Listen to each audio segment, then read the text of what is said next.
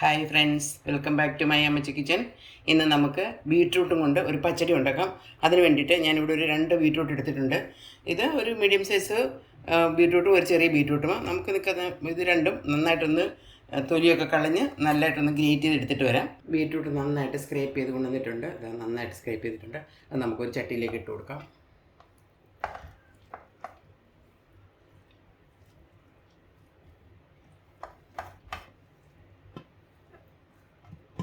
ആവശ്യത്തിനുള്ള ഉപ്പ്. ഇനി വേണ്ടത് ഒരു 1/4 കപ്പ് വെള്ളമാണ്. വെള്ളം തീരെ കുറച്ച് മതി, കാരണം ബീട്രൂട്ടിൽ നിന്ന് വെള്ളം ഇറങ്ങും. പിന്നെ നമ്മൾ ഒത്തിരി വെള്ളമായാൽ നമ്മളത് പറ്റിക്കണം. അതുകൊണ്ട് ഒരു 1/4 കപ്പ് വെള്ളം നന്നായിട്ടൊന്ന് മിക്സ് ചെയ്തിട്ട് ഒരു മീഡിയം ഫ്ലെയിമിൽ വെച്ച് ഇതൊന്ന് വെന്ത് സോഫ്റ്റായി വരെ തക്കവണക്കൊന്ന് അടച്ചു വെച്ച് വേവിക്കാം.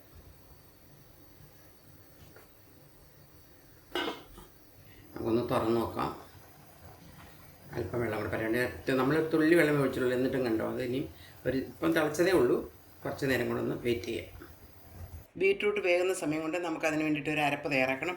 അതിന് വേണ്ടിയിട്ട് ഒരു 1/4 കപ്പ് ഒരു 1/4 കപ്പ് തേങ്ങ ചിരവിയത്, 2 പച്ചമുളക്. ഇത് ചെറിയ പച്ചമുളകാണെങ്കിൽ നല്ല എരിവുള്ളത്, അതുകൊണ്ട് 2 എണ്ണം മതിയാവും. ഒരു ചെറിയ കഷ്ണം ഇഞ്ചി ചെറുതായിട്ട് അരിഞ്ഞത്, അല്പം ജീരകം, കുറച്ച് കടുക്. പച്ചടിയാകുമ്പോൾ നമുക്ക് കുറച്ച് കടുക് വേണമല്ലോ, അപ്പം കുറച്ച് കടുക്. ഇതെല്ലാം കൂടെ നന്നായിട്ടൊന്ന് അല്പം വെള്ളം ഒഴിച്ച് ഒരു 1/4 കപ്പ് വെള്ളം ഒഴിച്ചാൽ മതി. അത് നരച്ചിട്ട് നല്ല പേസ്റ്റ് പോലെ അരച്ചിട്ട് വരാം. ഒന്ന് തുറന്ന് നോക്കാം. ആ വെള്ളമെല്ലാം നന്നായിട്ട് പറ്റി പാകത്തിനായിട്ടുണ്ട്. നല്ല സോഫ്റ്റായി വെന്ത് വന്നിട്ടുണ്ട്. ഇനി നമുക്ക് നമ്മൾ അരച്ച് വെച്ചിരിക്കുന്ന അരപ്പ് ഇതിലേക്ക് ചേർത്ത് കൊടുക്കാം. ഈ ഒരു പാകത്തിനാണ് നമ്മൾ അരപ്പ് ചേർത്ത് കൊടുക്കേണ്ടത്. നമ്മൾ എടുത്തു വെച്ച തേങ്ങയും ജീരകവും കടുകും എല്ലാം കൂടെ നന്നായിട്ട് അരച്ച് കൊണ്ടുവന്നിട്ടുണ്ട്. അത് ചേർത്ത് കൊടുത്ത് നന്നായിട്ടൊന്ന് മിക്സ് ചെയ്യാം.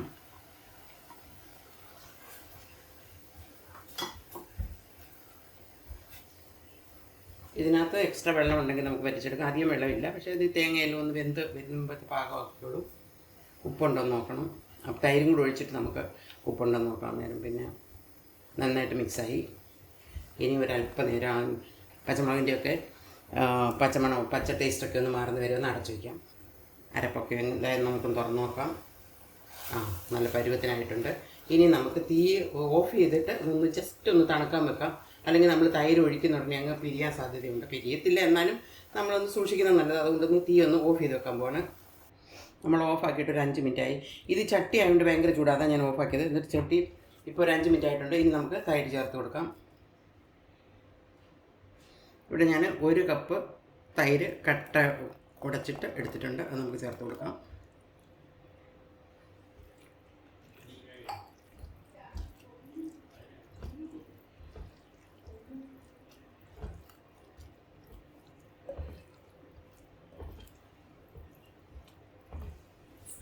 തൈരും കൂടി ചേർത്തതിന് ശേഷം ഉപ്പ് നോക്കണം. നന്നായിട്ട് മിക്സ് ആയിട്ടുണ്ട്.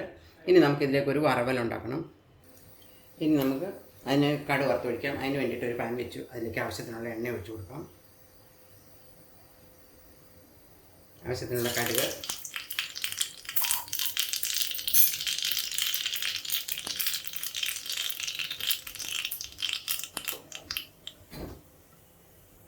വത്തൽമുളക്,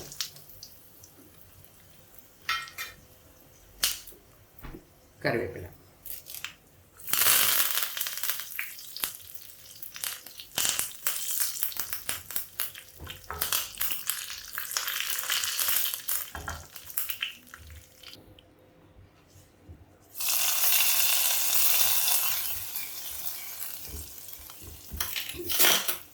അങ്ങനെ നമ്മുടെ ബീട്രൂട്ട് പച്ചടി റെഡി ആയിട്ടുണ്ട്. നല്ല ടേസ്റ്റി ആയിട്ടുള്ള ഓണസദ്യയിലൊക്കെ നമ്മൾ വിളമ്പുമ്പോൾ അതിനൊക്കെ നല്ലൊരു കളർ കൂട്ടാൻ വേണ്ടി എല്ലാവരും ഈ ബീട്രൂട്ട് പച്ചടി ഒന്ന് ഉണ്ടാക്കി നോക്കണം. ഇഷ്ടപ്പെട്ടാൽ ലൈക്ക് ചെയ്യണം, കമൻറ്റ് ചെയ്യണം, മറ്റുള്ളവരിലേക്ക് ഷെയർ ചെയ്യാനും മറക്കരുത്.